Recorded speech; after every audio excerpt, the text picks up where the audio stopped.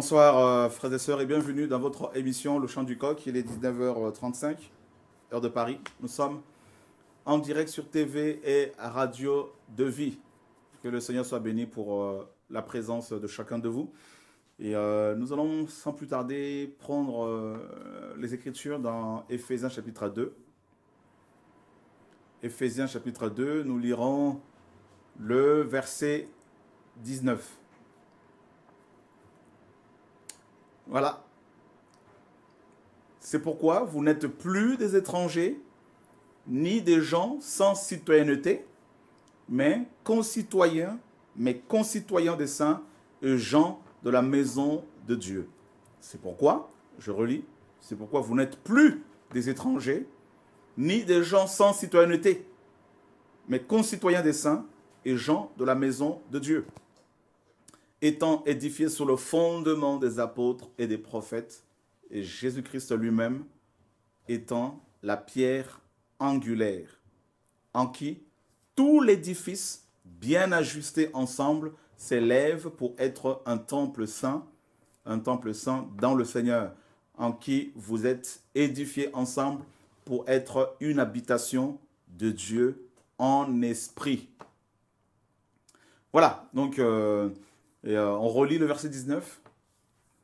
Nous allons parler de notre citoyenneté, notre affiliation divine, notre identité céleste. C'est pourquoi vous n'êtes plus des étrangers, ni de gens sans citoyenneté, mais concitoyens des saints et gens de la maison de Dieu. Voilà, mes amis, notre identité. Voilà, donc ici, les questions, bien sûr, des chrétiens issus des nations. Vous savez que les nations, les gens des nations étaient exclus et du temple. Ils ne pouvaient pas accéder au temple, ils ne pouvaient pas avoir accès à ce lieu sacré, consacré, parce que c'était un lieu réservé à un peuple, aux Juifs, aux Hébreux. Mais les autres nations qui voulaient voir le Seigneur, qui voulaient parler au Seigneur, ne pouvaient pas accéder à ce lieu, qui était bien sûr considéré comme un lieu réservé et sacré. Nous sommes par exemple dans Actes chapitre 21 et Acte 20, pardon. On va essayer de voir quelque chose là-dedans. Et voilà, donc Acte 20. Et donc là, vous allez voir que Paul a connu beaucoup de tumultes, beaucoup de problèmes, beaucoup de combats. Et il s'est retrouvé plus loin dans le temple de Jérusalem. Et je crois que c'est Acte 21, on va voir un peu là où il sort, où on le sort carrément du temple. Et on va descendre, hein, on va descendre encore là, voilà. Et voilà, on va descendre encore un peu. Voilà, et on va descendre. Encore. Voilà, c'est ça, à partir du verset 15. Acte 21, à partir du verset 15. Quelques jours après, nous avons fait nos préparatifs et nous sommes montés à Jérusalem. Quelques disciples de Césarée sont venus avec nous, amenant avec eux un homme appelé Mnason, de l'île de Chypre, disciple de longue date chez qui nous devions loger. Lorsque nous sommes arrivés à Jérusalem, les frères nous ont accueillis avec joie. Et le jour suivant, Paul s'est rendu avec nous chez Jacques et tous les anciens étaient présents. Après les avoir embrassés, il raconta en détail des choses que Dieu avait faites au milieu des nations par son service. Après l'avoir entendu, il glorifiait le Seigneur. Puis ils lui dirent: tu vois, frère, combien de milliers de Juifs ont cru, mais ils sont tous zélés pour la loi. Or, ils ont appris que tu enseignes à tous les Juifs qui sont parmi les nations l'apostasie. Donc, tu enseignes à ces Juifs l'apostasie à l'égard de Moïse, en leur disant qu'ils ne doivent pas circoncire leurs enfants, ni vivre selon les ordonnances de la loi. Que faut-il faire donc? Il faut absolument rassembler la multitude. Hein? Et que faut-il faire donc? Il faut absolument rassembler la multitude des fidèles, car ils apprendront que tu es venu. Et on va descendre. Vous allez voir ce qui va se passer après dans le temple. On va descendre encore. Et verset 27. Voilà. À la fin de 7 jours, les Juifs d'Asie, ayant vu Paul dans le temple, soulevèrent tout le peuple et mirent la main sur lui en disant, en criant, homme israélite au secours. Voici l'homme qui partout enseigne tout le monde contre le peuple, contre la loi et contre ce lieu. Il a même introduit des Grecs dans le temple et a profané ce saint lieu. Donc voilà, le verset que je voulais lire, c'est plutôt ça. Donc il a introduit des Grecs, des non-juifs dans le temple. Et quelle va être leur réaction? Donc déjà, ils ont crié, ils ont, n'est-ce pas, parlé à tout le monde. Et au verset 29, car ils avaient vu auparavant Trophime d'Éphèse avec lui dans la ville, et ils croyaient que Paul l'avait fait entrer dans le temple. Toute la ville fut émue, et le peuple accourut de toutes parts. Ils se saisirent de Paul et le traînèrent hors du temple, dont les portes furent aussitôt fermées. Vous vous rendez compte? Donc ils vont prendre Paul, ils vont le sortir, n'est-ce pas, du temple, et ils vont fermer aussitôt les portes de ce lieu saint. Pourquoi? Parce qu'ils pensaient que Trophime, qui était un grec, qui était quelqu'un qui travaillait avec Paul, qui était un de ses compagnons de service, qui était un homme fidèle, et les Juifs croyaient que Paul l'avait entraîné avec lui dans le temple, qu'il avait introduit dans le temple. Donc un étranger qui risquait, qui pénétrait dans le temple était aussitôt expulsé de là. C'est pour cela dans Éphésiens 2, Paul rappelle à nos frères et sœurs éphésiens et à nous autres chrétiens issus des nations que en cette époque, à l'époque des patriarches, à l'époque de Moïse, les nations étaient exclues de la prêtrise, exclues du sacerdoce. Les gens n'avaient même pas le droit de citer. On va le voir dans Éphésiens chapitre 2. Et voilà, nous parlons bien sûr de notre citoyenneté, le fait que nous sommes citoyens des cieux, et non du monde. Et Éphésiens chapitre 2, on va lire à partir du verset, on va à partir du verset 15 par là. Et voilà, donc car il y a notre paix, on va monter encore un peu. On va monter encore, vous voyez, voilà. Verset 11. C'est pourquoi, souvenez-vous que vous étiez autrefois gens des nations dans la chair, et qui étiez appelés incirconcis par ce qu'on appelle circoncis, et qui le sont dans la chair par la main des hommes. Vous étiez en ce temps-là sans Christ, privés du droit de cité en Israël. Donc privés de la citoyenneté israélite, étant étrangers des alliances de la promesse, n'ayant pas d'espérance et étant sans Dieu dans le monde. Sans Dieu dans le monde. Or, nous savons que chaque nation, selon les Écritures, a ses dieux. Mais ces nations sont sans le véritable Dieu. Parce que le véritable Dieu, il n'y en a qu'un. Et il porte le nom de Yeshua. C'est Yeshua, notre Seigneur et Sauveur. C'est lui, le véritable Dieu. Or, les Hébreux avaient reçu la révélation du véritable Dieu. Parce que ce Dieu s'était révélé à Abraham, notre père dans la foi. Et leur père à eux, sur le plan charnel.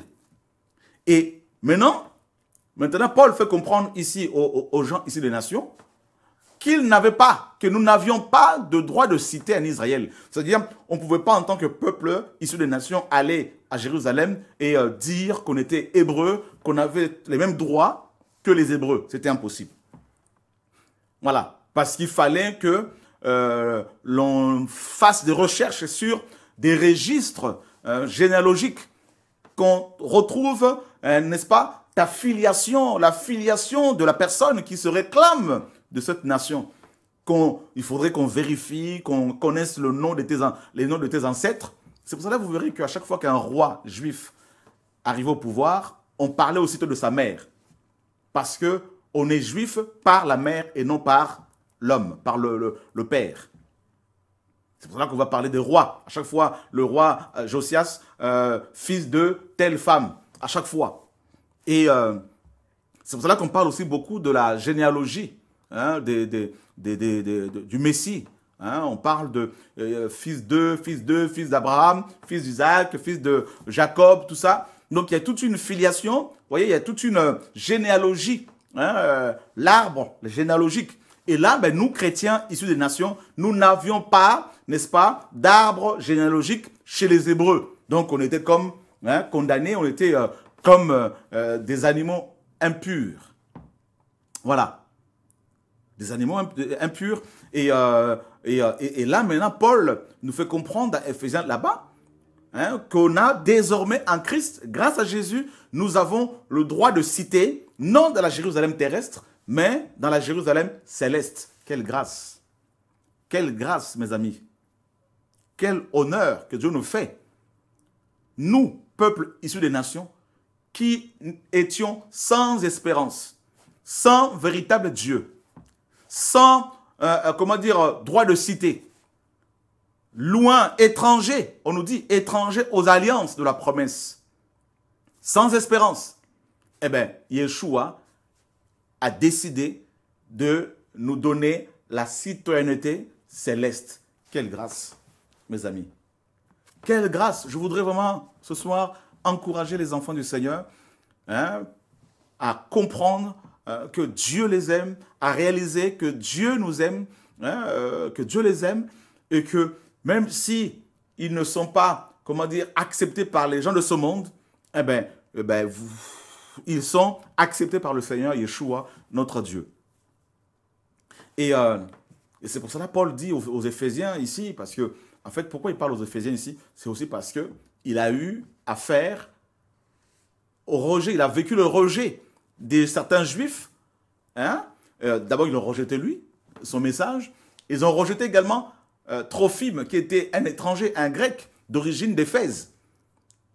Donc, je crois que quand Paul a vécu cela, il va par la suite écrire cette lettre hein, aux Éphésiens pour encourager également Trophime. Vous voyez, d'ailleurs, il dira plus loin qu'il a laissé Trophime malade.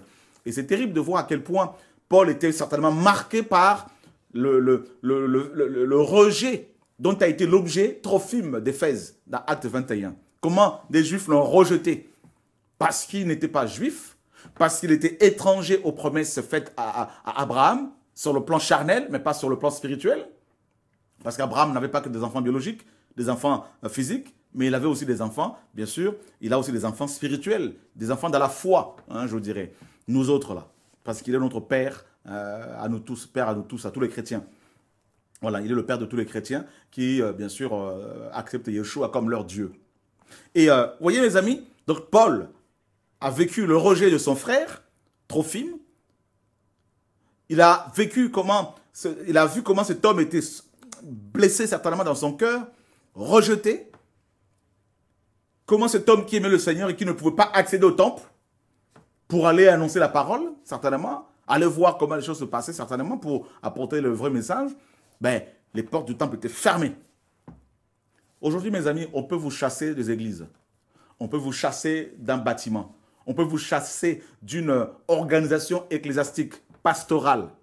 Si vous êtes chrétien, véritablement enfant de Dieu, on ne pourra pas vous fermer les portes du ciel. Et d'ailleurs, le Seigneur a dit dans Éphésiens, dans le livre de Apocalypse d'Apocalypse chapitre 3, Apocalypse chapitre 3 au verset 8, il dit « J'ai ouvert une porte devant toi que personne ne peut fermer ». Et ça, c'est une belle promesse. Donc, nous sommes véritablement citoyens des cieux. Ben oui, mes amis, c'est une grâce. Citoyens des cieux. Donc, nous n'avons pas besoin, comment dire, d'appartenir à un groupe pour être citoyens des cieux. Non, nous le sommes dès l'instant où nous avons donné notre vie au Seigneur. Dès l'instant où le Seigneur s'est révélé à nous, je dirais. Parce qu'on ne peut pas lui donner sa vie s'il ne se révèle pas à nous. Donc c'est lui qui se révèle et qui nous donne les moyens pour qu'on puisse faire sa volonté. Et nous sommes dans Philippiens chapitre 3. Philippiens 3, à partir du verset 19.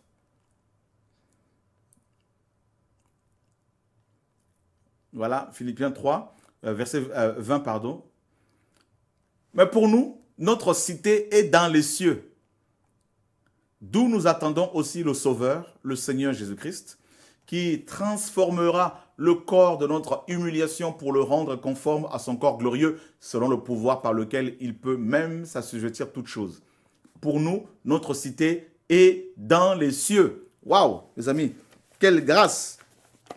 Nous sommes véritablement citoyens des cieux.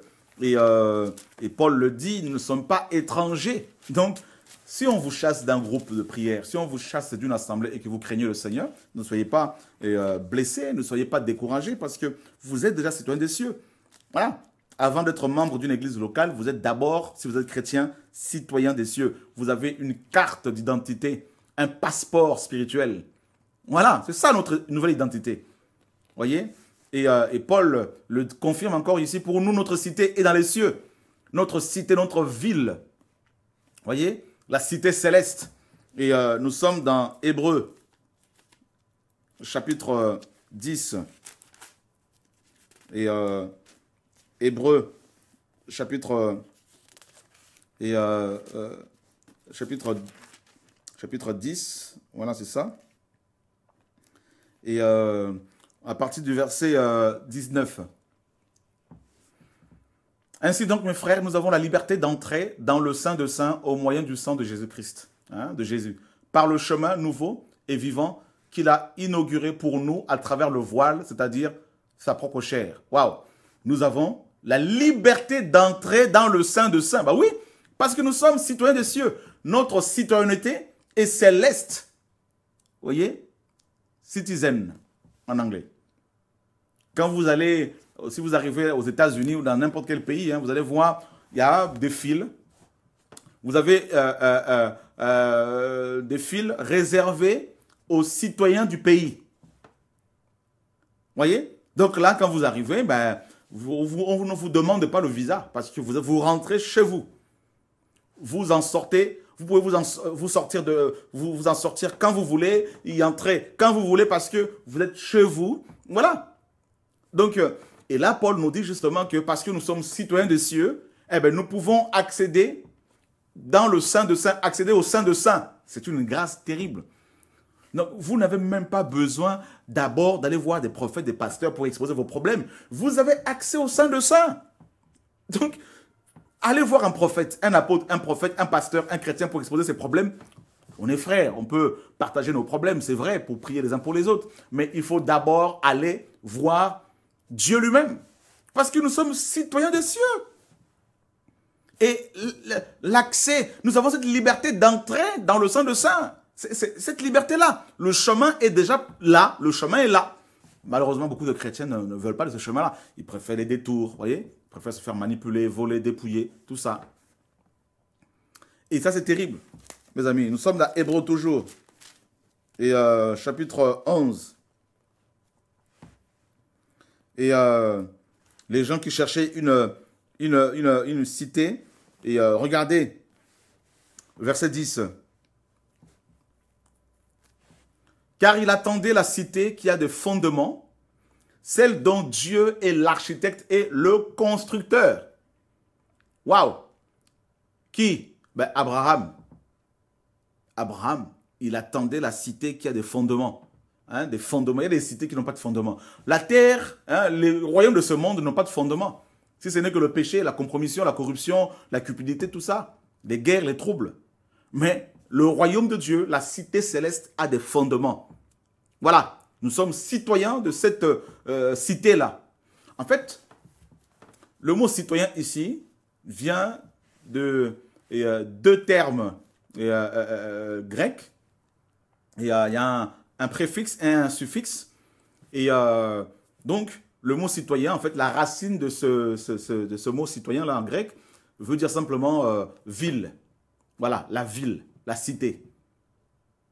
Donc, vous voyez que Paul, quand il dit que nous sommes citoyens des cieux, il veut dire par là que nous sommes automatiquement, nos noms sont écrits dans le livre de vie. Nous allons être dans cette cité pour l'éternité. Quelle est la cité en question? C'est la Nouvelle Jérusalem, tout simplement. C'est important que les chrétiens le sachent. Et ça va vous booster, vous encourager, hein, malgré les persécutions, les épreuves, les combats. Celui qui sait qu'il est citoyen de cieux, il n'a même pas peur des démons. Il n'a plus peur des démons. Il n'a même plus peur de la mort. Parce qu'il est déjà écrit. Son nom est déjà inscrit dans le livre de vie. Voilà. Et là, c'est une cité qui a été construite, d'abord conçue, dessinée et construite par Yeshua, Dieu lui-même. Et on va descendre, toujours dans, voilà, le verset 13. Tous ceux-ci, hein, tous ceux-là sont morts dans la foi, sans avoir obtenu les promesses. Mais ils les ont vus de loin, crus et salués, et ils ont confessé qu'ils étaient étrangers et voyageurs sur la terre. Voilà. Donc, comme nous sommes citoyens des cieux, donc la terre, nous sommes ici juste de passage. Voilà. Et en tant qu'étrangers et voyageurs, nous devons comprendre que nous avons un passeport céleste et que nous n'avons pas, rester dans ce monde indéfiniment. Nous sommes des voyageurs. Donc c'est pour cela qu'il ne faut plus chercher à construire là-haut que sur terre. Le Seigneur à faire des bonnes actions, à craindre le Seigneur, en faisant la volonté du Seigneur, on va construire là-haut. Hein? Donc voilà, on bâtit là-haut. Hein? C'est important, nous devons être des bâtisseurs, hein, des choses célestes. Bien sûr, avec la grâce du Seigneur. Le Seigneur a bâti cette cité, bien sûr, mais vous comprenez mon langage, c'est une façon de parler, de dire que nous devons nous édifier sur le plan spirituel. Voilà, construire cette maison qu'est l'Église. Et car ceux qui tiennent ces discours montrent clairement qu'ils cherchent encore leur patrie. Nous devons être, en tant que citoyens des cieux, être comme des creuseurs de puits, comme des chercheurs, des gens qui cherchent l'or. Donc, ils sont en train de creuser, et ils ne se lassent pas, ils ne se fatiguent pas. C'est-à-dire, par rapport à votre communion fraternelle, communion d'abord avec le Seigneur, il ne faut pas se décourager malgré les combats. Il faut continuer et ne jamais être satisfait. Il faut continuer à construire cette communion, tout ça, et jusqu'à ce que le Seigneur revienne. Et certes, s'ils avaient gardé à l'esprit celle d'où ils étaient sortis, ils auraient eu le temps d'y retourner. Mais maintenant, ils en désirent une meilleure, c'est-à-dire une céleste. C'est pourquoi Dieu n'a pas honte d'être appelé leur Dieu, parce qu'il leur a préparé une cité. Waouh! Il leur a préparé une cité. Donc vous voyez que ces gens qui nous ont précédés, ces hommes et ces femmes, Gédéon, Élie, Élisée, Abraham, Isaac, Jacob, Moïse, Josué, tout ça, tous ces prophètes, tous ces hommes et ces femmes de Dieu, Déborah, tout ça, et ils avaient compris qu'ils étaient étrangers et voyageurs sur la terre. Donc, ne vous arrêtez plus sur les combats, les critiques, les persécutions. C'est normal qu'on nous persécute parce que ce monde ne nous appartient pas. C'est normal qu'on nous traite de tous les noms parce que la terre ne nous appartient pas. La terre appartient au Seigneur, mais je veux dire, pour l'instant, elle est dirigée par des personnes qui ne veulent pas du Seigneur. Et nous sommes, en tant qu'Église, nous sommes étrangers et voyageurs sur la terre.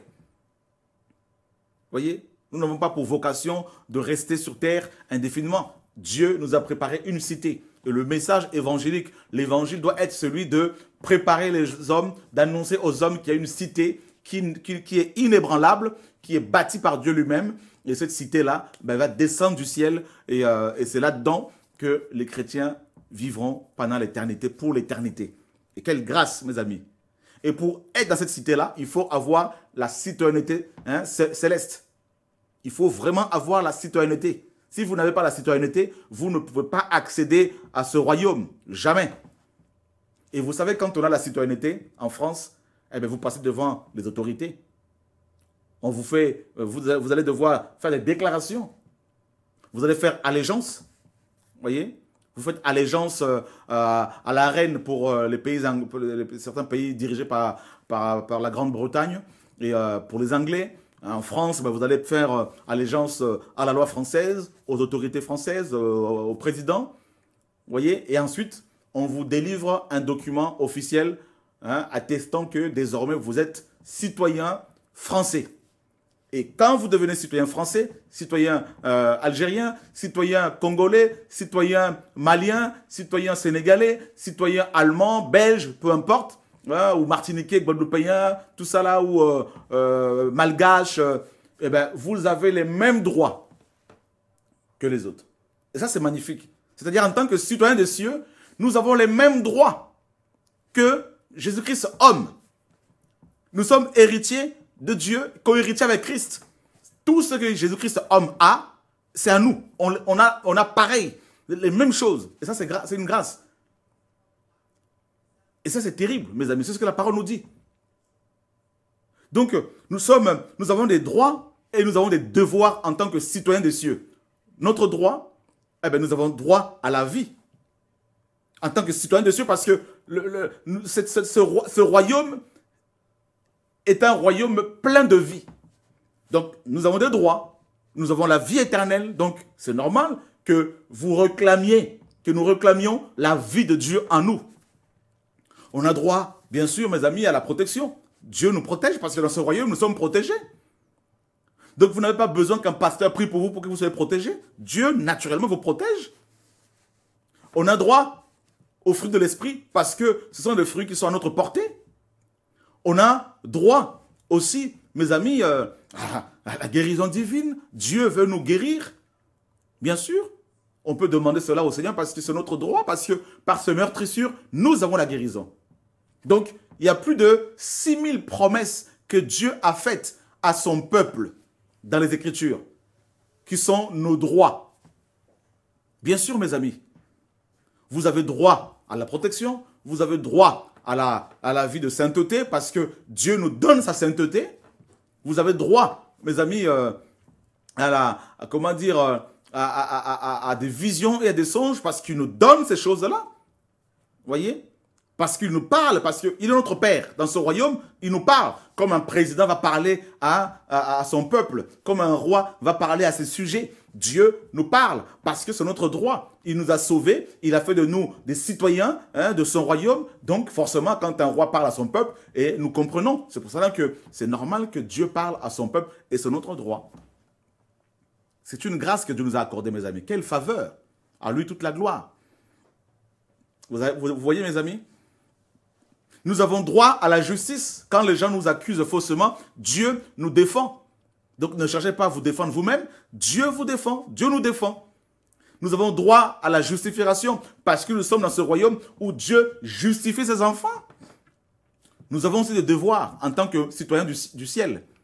Nous avons des devoirs. Comme un citoyen français a des devoirs. Nous avons des devoirs.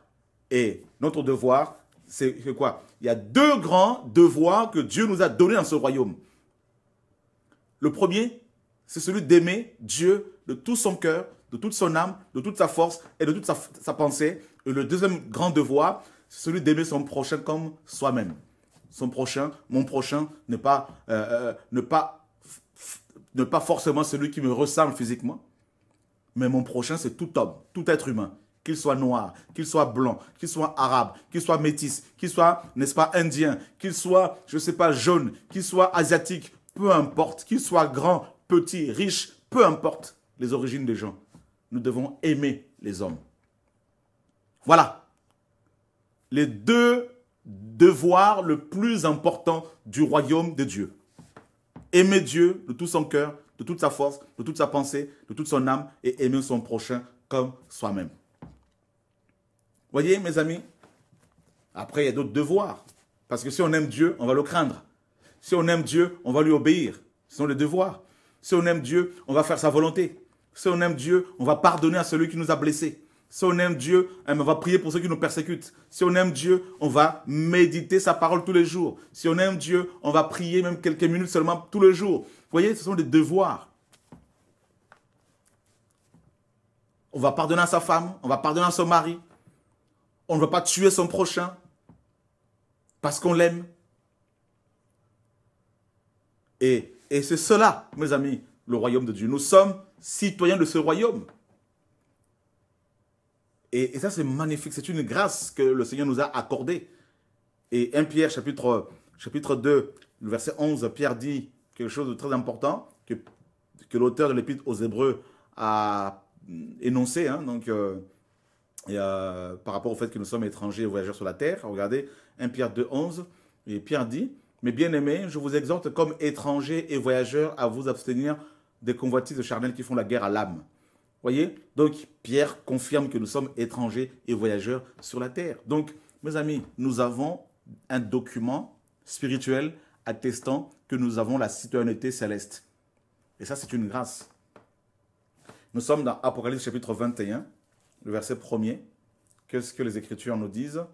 « Puis je vis un nouveau ciel et une nouvelle terre. Le premier ciel et la première terre avaient disparu et la mer n'était plus.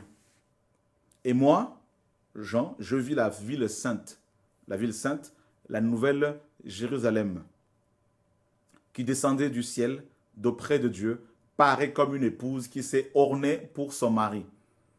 Et j'ai entendu du ciel une voix forte qui disait, « Voici le tabernacle de Dieu avec les êtres humains. Il dressera sa tente avec eux, et ils seront son peuple, et Dieu lui-même sera leur Dieu, et il sera avec eux. Et Dieu essuiera toute larme de leurs yeux, et la mort ne sera plus. Il n'y aura plus ni deuil, ni cri, ni douleur, car les premières choses sont passées. Et celui qui est assis sur le trône dit, « Voici, je fais toutes choses nouvelles. » Puis il me dit, « Écris, car ces paroles sont véritables et certaines. » Il me dit aussi, « Tout est accompli. Je suis l'alpha et l'oméga, le commencement et la fin. À celui qui a soif, je donnerai de la source d'eau vive gratuitement. Le vainqueur héritera de toutes choses, et je serai son Dieu, et il sera mon fils. Mais pour les timides, les incrédules, les abominables, les meurtriers, les fornicateurs, les sorciers, les idolâtres et tous les menteurs, leur part sera dans les temps ardents de feu et de soufre, qui est la seconde mort. » Et ça, c'est magnifique. Et plus loin, on décrit ensuite cette ville, cette cité. Vous voyez, et ça, c'est une cité magnifique. Jean a vu cette grande ville, la sainte Jérusalem, qui descendait du ciel d'auprès de Dieu, ayant la gloire de Dieu. Vous voyez? Et il dit, son luminaire était semblable à une pierre très précieuse, comme une pierre de jaspe transparente, comme du cristal. Et ça, il décrit la sainte ville, la sainte cité, la cité, mes amis, où nous vivrons pour l'éternité. Je voudrais juste ce soir, vous encourager, vous exhorter à tenir ferme malgré les épreuves. Nous sommes arrivés à la fin de temps et nous sommes citoyens des cieux. Même si vous n'avez rien sur terre, même si vous pleurez, même si vous souffrez, sachez que Dieu nous a préparé une place, comme il a dit dans Jean 14. Vous croyez en Dieu, croyez aussi en moi, et que votre cœur ne se trouble pas. Le Seigneur disait, il y a plusieurs demeures dans la maison de mon Père, et si cela n'était pas, je vous l'aurais dit. Il disait qu'il était parti pour nous préparer une place, et il a préparé cette place déjà, depuis. Et nous sommes convaincus qu'il revient nous chercher parce que nous sommes citoyens des cieux. Ceux et celles qui partiront lors du retour du Seigneur, ce sont des hommes et des femmes qui ont une carte d'identité spirituelle. Et cette carte d'identité spirituelle a un nom, c'est Jésus-Christ de Nazareth, qui est la porte des brebis. Voilà. Ceux qui n'ont pas Christ dans leur cœur, ils ne pourront tout simplement pas partir. Alors, préparons-nous, préparez-vous pour le retour du Mashiach. Et demain, on parlera de la fin de temps. Et même les scientifiques confirment encore qu'il nous reste très peu de temps à l'horloge. Sur l'horloge, ils disent clairement que sur l'horloge atomique, nucléaire, tout ça, il reste, je crois, 2 secondes, quelque chose comme ça, avant qu'il n'y ait un cataclysme majeur, planétaire. Donc, on voit vraiment que nous sommes à la fin des fins. Et voilà, donc il faudrait vraiment se préparer, que tous les citoyens des cieux se préparent, lavent leurs robes, se préparent pour le retour du Mashiach. Que Dieu vous garde, mes amis. À demain sur TV et Radio de Vie. Au revoir.